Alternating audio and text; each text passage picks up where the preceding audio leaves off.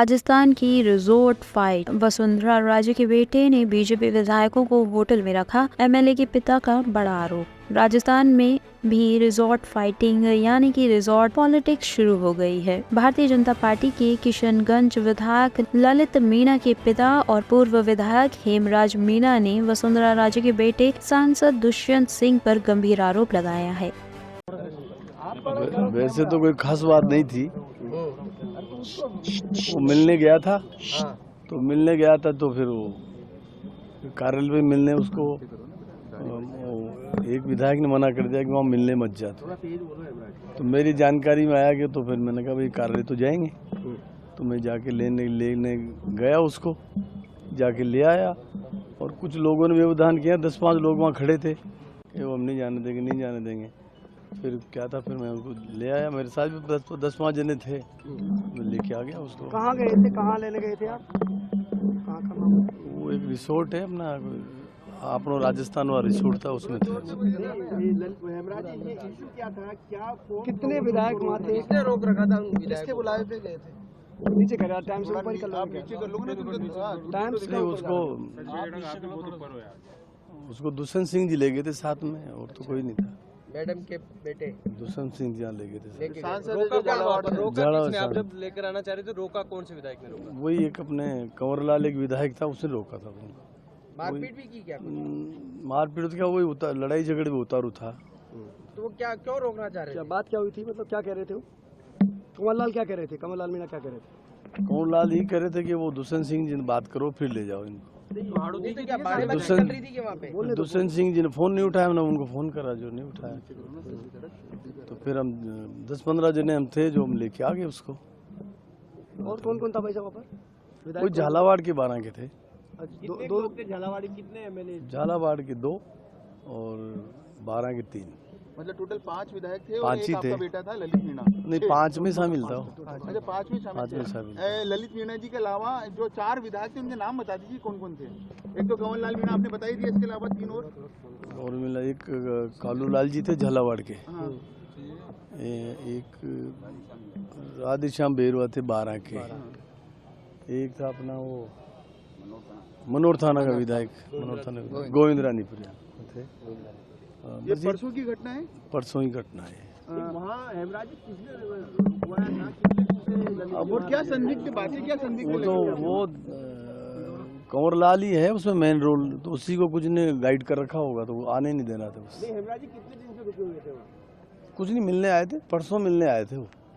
फिर से दुष्यंत सिंह जी उनको मिलने लाए थे, तो मैडम से तो मिलके उनको वहाँ छोड़ दिया था उसने, उस रिसोर्ट में। नहीं, चर्चा ये होटल है में। हेमराज जी, चर्चा ये है कि उनको वहाँ रिसोर्ट से कहीं और ले जाया जा रहा था, दिल्ली रोड। कहाँ ले जाया जा रहा था? वैसी कोई बात मेरे को पता नहीं लगी। मैं तो वहाँ पहुँचा, वहाँ ठहरे थे, जहाँ वहाँ पर ठहरे थे, जहाँ जब पहुँचा तो मैंने कहा भाई अपना तो ये मकान है, वहीं ठहरो आराम से।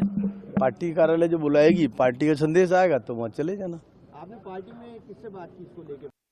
एनआईए ने आज जम्मू कश्मीर के उधमपुर जिले में बीएसएफ के काफिले पर 2015 में हुए आतंकी हमले में शामिल लश्कर-ए-तैयबा के 2 मुख्य आतंकवादियों की संपत्तियों को जब्त कर लिया है। एनआईए के एक प्रवक्ता ने यहां कहा है कि हमले में 2 बीएसएफ कर्मी मारे गए थे और 13 अन्य घायल हो गए थे। हमला 5 अगस्त 2015 को सुबह लगभग 7 बजे जिले के नरसू गाँव में नरसू नाला के पास श्रीनगर जम्मू राष्ट्रीय राजमार्ग पर हुआ था। हमले में एक आतंकवादी मारा गया और सुरक्षा बलों की जवाबी कार्रवाई में नावेद नाम के एक अन्य आतंकी को गिरफ्तार कर लिया गया।